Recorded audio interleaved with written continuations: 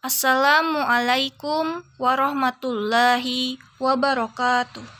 Perkenalkan, nama saya Indriani dari Prodi Tadris Fisika. Saya di sini akan mempresentasikan makalah saya yang berjudul Sumber-sumber Ajaran Islam dari mata kuliah Studi Agama Kontemporer. Baiklah, apa saja yang akan saya bahas pada makalah saya ini yang berjudul Sumber Ajaran Islam. Yang pertama adalah apa itu pengertian sumber ajaran Islam. Yang kedua, sumber ajaran Islam primer. Dan yang ketiga, sumber ajaran Islam sekunder.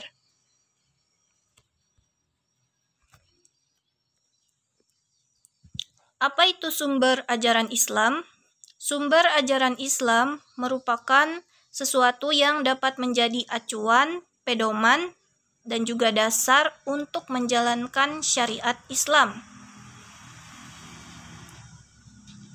Kemudian sumber ajaran Islam dirumuskan oleh Rasulullah SAW menjadi 3 sumber, yakni yang pertama adalah Kitabullah atau Al-Quran, kemudian yang kedua adalah As-Sunnah atau hadis, dan yang ketiga adalah akal pikiran manusia yang memenuhi syarat berijtihad.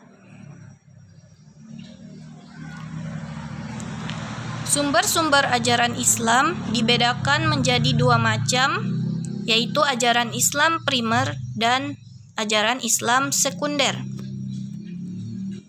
Untuk sumber ajaran Islam primer itu terdiri dari Al-Quran dan As-Sunnah.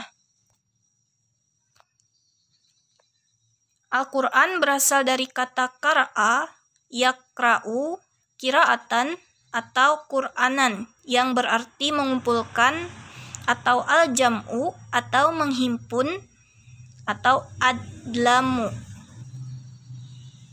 Kemudian untuk As-Sunnah, Sunnah berarti tata cara, tradisi, atau perjalanan. Berbeda dengan hadis. Hadis itu berarti ucapan atau pernyataan, juga sesuatu yang baru. As-Sunnah juga berarti pula jalan hidup yang dibiasakan, baik jalan hidup yang baik ataupun yang buruk, terpuji ataupun tercela.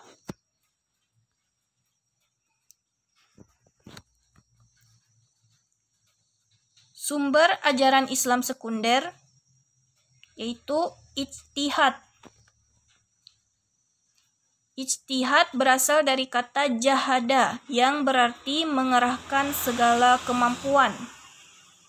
Adapun secara terminologi berarti mengerahkan segala kemampuan secara maksimal untuk mengeluarkan hukum syar'i dari dalil-dalil syara yaitu Al-Quran dan hadis.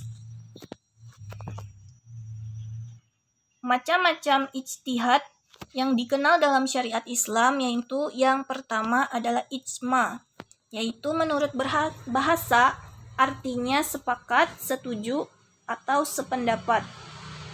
Kemudian yang kedua, qiyas, yaitu berarti mengukur sesuatu dengan yang lain atau menyamakannya. Yang ketiga, istihsan, yaitu suatu proses perpindahan dari suatu qiyas kepada qiyas lainnya yang lebih kuat atau mengganti argumen dengan fakta yang dapat diterima untuk mencegah kemudaratan, ataupun dapat diartikan pula menetapkan hukum suatu perkara yang menurut logika dapat dibenarkan. Yang keempat, musalat mursalah, yaitu menurut bahasa berarti kesejahteraan umum. Dan menurut istilah adalah perkara-perkara yang perlu dilakukan demi kemaslahatan manusia. Yang kelima, sudud zariyah, yaitu menurut bahasa berarti menutup jalan. Dan secara istilah adalah tindakan memutuskan suatu yang mubah menjadi makruh atau haram demi kepentingan umat. Kemudian yang keenam, istihsab, yaitu melanjutkan berlakunya hukum yang telah ada dan telah ditetapkan di masa lalu hingga ada dalil yang mengubah kedudukan hukum tersebut. Dan yang terakhir adalah urf, yaitu berupa perbuatan yang dilakukan terus-menerus atau adat, baik berupa perkataan maupun perbuatan. Baiklah, sekian presentasi saya pada hari ini. Mohon maaf jika ada salah kata dalam pengucapan.